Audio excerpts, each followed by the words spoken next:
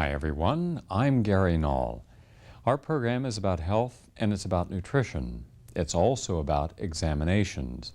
We examine the quality of life on this planet. We're part of it. Our environment is essential that we focus on. If we don't focus on the environment, then we're denying an integral link between our total health and the health of that environment.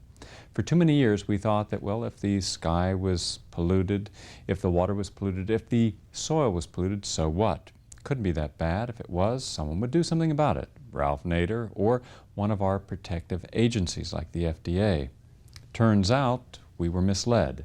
No one was protecting the environment outside of a few environmentalists and concerned citizens like yourself possibly. Well, we've gone one step further. We now see that not only are we not protected about pollutants in our environment, but now they want to pollute us even more. And no one seems to be standing between those people who wish to pollute and the consequences to our health. Even the FDA is supporting this new type of pollution. It's called food pollution. It's also called food irradiation. Now, for those of you who are not aware of it, it's a major health issue. Dr. Richard Piccioni is here to discuss the issue with us. Welcome to the program, Dr. Piccioni. Thank you, Gary. I'm sure many of the people in this audience, at least those who see it in the New York area where my radio program on WBAI Monday to Friday, noon to 1 originates. But throughout the rest of the United States, they're probably not even aware of food irradiation, and yet it's going everywhere. Let's give a little background on the history of food irradiation and why people watching right now should be interested in it. Yes, well, food irradiation is roughly the same age as the atomic bomb, and not out of coincidence. With the increased availability of radioactive isotopes due to weapons production, and now subsequently due to the operation of commercial nuclear reactors, a technology has developed. And this technology involves the use of these isotopes to expose foods to extremely high doses of ionizing radiation. One of the main isotopes which is used, cesium-137, a nuclear waste product, emits very high energy gamma rays. And you can construct, that is, that facilities have been constructed, in fact, using cesium-137 radiation sources and essentially a conveyor belt to take foods of various kinds and expose them to high levels of radiation for various purposes, including the elimination of bacteria, the prolongation of shelf life by destroying living tissue in vegetables, some disinfestation of grains. These technologies have been explored quite extensively over the past 40 years, but it's only in the last few years that a serious move has been made by the federal government to approve and implement food irradiation technology on a large scale. And in fact, what we're looking at is the very real possibility that a large fraction of the diet in this country and abroad will be exposed to ionizing radiation through this process. Now, what exactly happens? What do they do with the food? When you talk about radiation, people probably think you're referring to them exposing direct radiation to the food and that radiation may come into the food. But indeed that's not the case. The food does not have any radioactivity to it, but something is changing in it, otherwise it wouldn't be dangerous to us. What exactly is the mechanical aspect? Explain what happens when that food goes on the conveyor into that radiating chamber. Sure. In principle, what you're saying is correct, which is that an ideally operating plant will not contaminate the food with radioactivity. Unfortunately, there have been accidents at irradiation facilities that have contaminated products with radioactivity. There's a very serious accident occurred last year near Atlanta. More about that in a minute. But in principle, that is in its hypothetical form, Food irradiation consists of moving food past a radiation source so that only the radiant energy, as they like to call it, the gamma rays from the radioactive source, reach the food. But they do this in a very large quantity, because if you're going to kill bacteria, let's say, in poultry, for example, or if you're going to kill fungal spores or whatever, or living tissue in vegetables, you have to deliver a dose, a radiation dose, which is extremely high, typically on the order of 1 to 30 million times the radiation dose, let's say, of a typical medical X-ray. The doses are really tremendous. You would have a hard time getting that close to a detonating nuclear warhead to get doses of this type. And the reason why is that they are trying to kill the microorganisms or individual cells that are in the food, and you need to get a very high dose to do this. Now, in the process of this exposure, there are chemical changes in the food. This is well known. In fact, some foods, after they're exposed to this radiation, when they come out of the radiation plant, taste bad and aren't considered to be viable possibilities, for now at least, for irradiation. Those include milk products, eggs, and some other foods that are high in fat content. But in fact, for all foods, there are chemical changes. In some cases you can taste them, in some cases you can't. Now, the chemical changes are extremely complex. Reason for that is that what's happening is that food, which is itself very complex in its chemical composition, you have literally thousands of different kinds of substances that are present in virtually any food. These substances interact with the very high radiation doses. The radiation comes in, it breaks these molecules apart, it causes them to form reactive intermediates, free radicals they're called. Those go on to form secondary compounds through reactions, and you end up with a residue of molecular trash, if you will, in the food. A residue which is measured in the parts per million or so. Now, depending upon the dose, can be several parts per million. Now, this residue in its chemical composition is basically so complex that it is an endless task to try to define it chemically. You have everything in there. Hundreds of byproducts from each of the thousands of molecules of species that you have in the food. So basically what happens when the food comes out of a food irradiation facility is that you have changed its chemical composition in complex and unknown ways. I understand that you enhance or increase the amount of free radicals. Free radicals are one of the ways that we age prematurely. In fact, it is estimated that if we could keep free radicals under check, we could add about 30 to 40 years of quality life to every person in America. Smoking cigarettes, you produce free radicals. Drinking alcohol, you produce free radicals. Eating processed meats, sodium nitrite that uses a color restorative in the meat, because when meat is cut and slaughtered, it's not red. The heme and the oxygen molecules that are still there oxidize, and you're left with what you would have if you cut your hand. It would be turned red, then turn purple and black. And that nobody would buy a piece of meat that was purple and black. So sodium nitrite is used. That precipitates an enormous amount of free radicals in the body. Different pollutants, such as carbon dioxide, carbon monoxide, these create free radicals. So we live in a highly polluted environment. Much of our food is processed. Much of that processing can precipitate free radicals. And the free radicals, which are unstable, unpaired oxygen molecules, that they're like bullets shooting around in your system. They hit a cell, and the sensitive fatty acid sheath of that cell, which protects this cell from viral activity, and it's a semi-permeable membrane. Nutrients can go through, waste products can come out, but there is some protection there. You hit enough on that cell with a free radical, and you puncture it.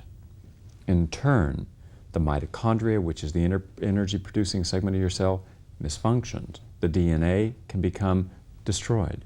In effect, you can burn your cell out. You can destroy it. As your cells die, you age.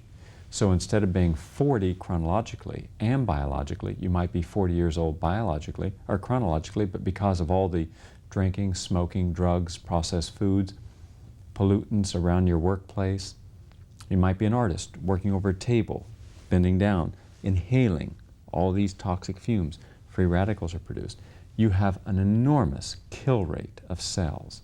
Many of those cells are specialized cells. The cells of the heart, we don't grow new. The central nervous system, the muscle tissue, the heart, the kidney, the lungs, the brain cells, those are specialized. Now we do grow new cells on the skin and intestine, parts of the liver. So as you age your cells, you age your body. And if we're supposed to live, let's say biologically, we could live to be about 150, theoretically. We cut that in half or more by free radicals. So I just want to give that a little to the audience so they understand that when you say that irradiating our food produces a great deal of free radicals, we don't need any more free radicals. We have so many free radicals, it's the primary reason for disease. Yes, I mean the generation of free radicals, the production of free radicals in foods when they're irradiated is actually the purpose of irradiation. That's what kills the bacteria. But these free radicals are detectable for months in irradiated foods after they've been irradiated. In fact, they're proposing it as a way of determining whether food has been irradiated or not, is to pick up the unpaired spins due to the free radicals that are present. So it absolutely does. And there have been also published studies which demonstrate that there are chromosomal effects, damage to chromosome structure, which is a very gross type of cytogenetic damage, that are evident in animals that are fed irradiated foods. Is there any evidence, building on what you just said, that the irradiation of foods has actually caused disease in humans? Well, there is a very famous study which was carried out in India in the 70s, in which malnourished children were given freshly irradiated wheat and compared with a control group that was given wheat which was not irradiated. And there was an extremely high incidence in the group fed freshly irradiated wheat of a chromosomal aberration which is called polyploidy. It's the presence of extra copies of chromosomes in peripheral blood cells, leukocytes. And this change, which is very disturbing because it's the kind of change that would be associated with other kinds of chromosomal and cytogenetic damage that would lead to things like leukemia. This change went away when they stopped feeding the kids the irradiated food. Now, naturally, that's not an experiment that you want to reproduce in any way. It's in a way, fortunately, stands alone as a case where this kind of thing was actually tried out. Now, proponents of food irradiation, of course, argue that they have data with healthy medical students from China which contradicts that. In fact, I've looked at this data and it doesn't contradict it. In fact, the polyploidy rate also went up in those healthy individuals, adults, and they were eating an irradiated diet that in fact didn't even include wheat and was not even fresh. So what was observed as a gross effect under the conditions of malnourishment of freshly irradiated materials will still be present at a more insidious level in a wider population, a broader population fed stored irradiated All right, foods. then let's summarize for a moment, because it is a technical subject and I don't want to confuse people in the audience. We have the government supporting the use of irradiation of our food. Partly they're telling us that it would help eliminate pesticides. Indeed, that has nothing to do with it because the foods have pesticides used on them before they even get to the irradiators. So it has nothing to do with that. Then it's going to create free radicals. It's been shown that when some of the foods that have been irradiated have been fed to people, they have developed chromosome problems, which can cause birth defects and genetic disorders later in life. Then we're told that there could be environmental pollutants. You don't want something that has all that radiation. We've learned from Chernobyl and 3 Mile Island that if there is an accident at one of these irradiating plants, it could cause a massive irradiation spill in the surrounding areas. And there's already evidence that that has occurred at different plants. There's also been corruption in the radiation business. One of the first people to get into it, one of the largest food irradiating plants, a man was convicted and sent to prison, or is in the process. He's appealing. He's appealing, but he was convicted. He's actually not very appealing, but he's appealing the case. Right. Yeah, right. And then we have to ask, with all the studies showing that there is danger, why in the world would federal agencies, including the FDA, want to offer something that we didn't need to begin with, that serves no useful function, that could age us and cause disease, pollute our environment, and cause an increase in the price of our food? Why do we need it? Why is it being pushed? Well, they have said why, and I will quote them word for word. The development of a food irradiation industry in the United States will create a market for cesium-137 waste. And this basically has been the driving force behind this technology, in addition to their overall program of trying to rehabilitate nuclear technology since basically, I think, the horror of the bombing of the Japanese and the subsequent rampant progress of the arms race. The bomb didn't bring peace. It brought more threat and more danger and less security. The total failure of nuclear power to deliver its promises of energy too cheap to meter and safer than you have ever seen. In fact, the energy being extremely expensive, unreliable, and very dangerous. Food irradiation takes its place in this collection of methods which the federal government, under various agencies at different times, the Atomic Energy Commission, the Department of Energy now, and its international agencies which correspond to this, the International Atomic Energy, takes its place as an attempt to rehabilitate the concept of nuclear technology, to make people think of nuclear technology as something which is good.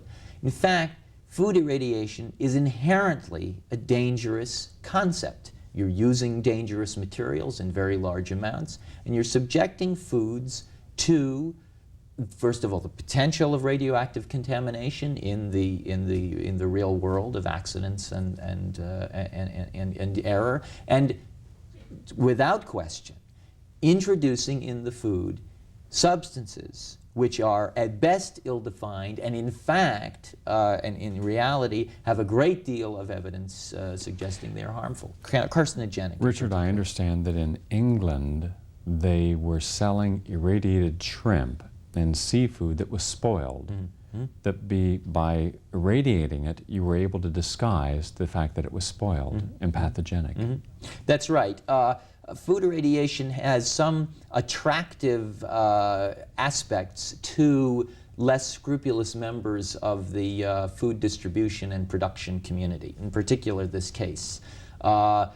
Shrimp was imported into Great Britain, showed bacterial contamination. How do they know that? Because they take a bit of the shrimp and they culture living bacteria from them. It was rejected and sent back. What happened was it was sent back to an irradiation facility in the Netherlands. You see, there are a few irradiation facilities worldwide that operate on what is now a very small scale. However, they are around. So it was sent to one of these facilities in the Netherlands, exposed to a few 100,000 rads to kill off the bacteria, and then sent back unknown to the importing officials to England. The shrimp passed the bacteriological test because the bacteria were dead, and the shrimp was introduced into to the public. The problem, of course, is that the reason why you don't want to eat shrimp that is contaminated is because the bacteria produce chemical toxins. Those chemical toxins are not destroyed by irradiation. All you destroy are the living bacteria that produced them. You destroy the indicator that the public health officials use to detect the presence of bacteria and therefore their toxins, but you don't eliminate the toxins. So it's a very dangerous technology, very prone to abuse in many different ways. When you consider how many scandals have occurred in the meat processing industry and the fish processing industry, some of the Louisiana fish processing houses were shown to have gross contamination of the seafood. In one case where the crab meat and shrimp meat was being packed, there was excrement of rodents, there was snake vermin and different types of vermin all over the place. And this was finally found out only because they finally got around to inspecting it. There are too few inspectors. So if you introduce food irradiation, as bad as it is now, it could get a lot worse because they just go ahead and radiate this stuff and think now you can't catch it. Absolutely. Nuke it, as they say. And that's exactly what we're talking about, because there is a great deal of publicity, and some of it even comes from organizations like the USDA and the FDA itself, alarming the public, in many cases appropriately, about the bacterial contamination in foods. But their solution to this, the USDA specifically, is an advocate of food irradiation. Their solution to this, the problem that they cannot solve because they are unwilling to challenge the poultry producers on their unclean methods, their way of dealing with this problem will be, if they can get away with it, to irradiate. So that to kill the bacteria that show up that are the indicators of the contamination. Richard, there's another problem as I see it, and that is that countries such as Chile and Argentina now have the food irradiation capabilities. And since they already are using banned pesticides like DDT on all of the winter produce, in other words, all the cherries, nectarines, peaches, pears that you're getting in the United States in the wintertime, they're not grown in the United States in the wintertime. They're grown in Mexico or more likely Chile that has a major exporting of those. We're getting toxic chemicals in uncontrolled amounts already. Now they're going to be irradiating some of this stuff, I understand. Yes, that's right. Proponents of food irradiation, and by this I mean industry representatives, some people from the government, have been very actively pushing the construction of food irradiation facilities in the developing world.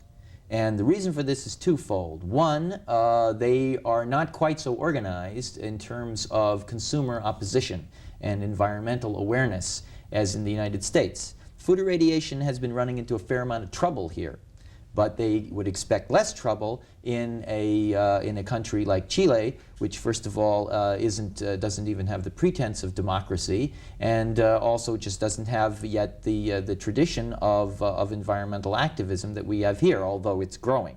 You can believe in the developing countries. There are several countries, developing countries, including Tanzania and Kenya, that have banned food irradiation already, but some have not. And in those places, yes, the American companies are very active, also the Canadians, who sell cobalt-60, which is one of the main isotopes used in food irradiation. They're very active in trying to get those countries to adopt it, not to feed their populations. It's just not practical for that purpose. It's much too expensive, and there's really no serious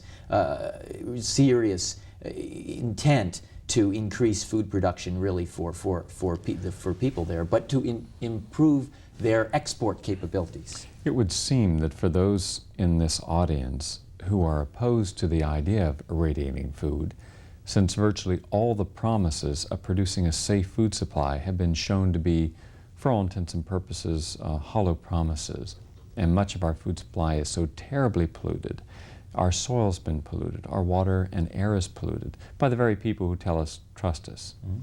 That one thing we can do, we can't equal the profit, we can't equal the political clout in the immediate sense that they have, the lobbyists, the law firms. They can keep something in court forever. The opposition, the consumer doesn't have organizations that can go in there as easily and battle them. What we can do, we can go to our supermarket and say, if you sell any food that's irradiated, any food, I won't shop here. Put up a sign that says no to food irradiation, and support those stores that are willing to do it, and boycott those stores that are not. Now the stores have a lot of pressure placed upon them by the food industry. You're talking about 100 plus billion-dollar-a-year industry. But also they know that if they get enough consumers not shopping there, they're in trouble. Yes, absolutely. This is one issue where we can win. The reason why is because people have to buy the food for this to work. And if there is a consumer opposition to this, they're not going to do it. And in fact, there is underway quite an extensive network of groups opposed to food irradiation. And if people are interested in coordinating their own personal actions with those of a larger community, there is an organization based in New York called Food and Water, which can help them do that. And they can reach Food and Water with the easily remembered phone number 1-800-EAT-SAFE. 1-800-EAT-SAFE will get you in touch with a larger group of people who are opposing this in a coordinated way. There's federal legislation which is coming up again, being reintroduced soon in Congress and the Senate to reverse the approvals which the FDA has passed, because there's very substantial scientific, technical information which the FDA specifically avoided in passing their approvals. What they did with food irradiation was very strange, even in the context of how they handle pesticides and other kinds of things. And there's real possibility that they can be stopped on that front too. But the bottom line is consumer opposition, and it could be very strong, but it needs to be. If we don't do something about this, there's no question in my mind that we are looking at a future where irradiation will not even be an issue. It won't even be discussed. It will just be there with a little almost meaningless sticker on the box, which you may or may not see, indicating that this has been done. And the cancer rate as a result of this will go up by an amount which is probably very significant, even if it will escape the detection of their very clumsy epidemiology. So it's a very serious problem. Well, I thank you very much for sharing this with us. Good. Dr. Richard Piccioni, talking about food irradiation. The issues are relatively simple. If we can continue to eat polluted foods with pesticides, herbicides, fungicides, we know that we're going to end up polluting our body even more than what it is now. We don't want food irradiation on top of that. You have the power. Exercise it. Boycott food irradiated. Thank you.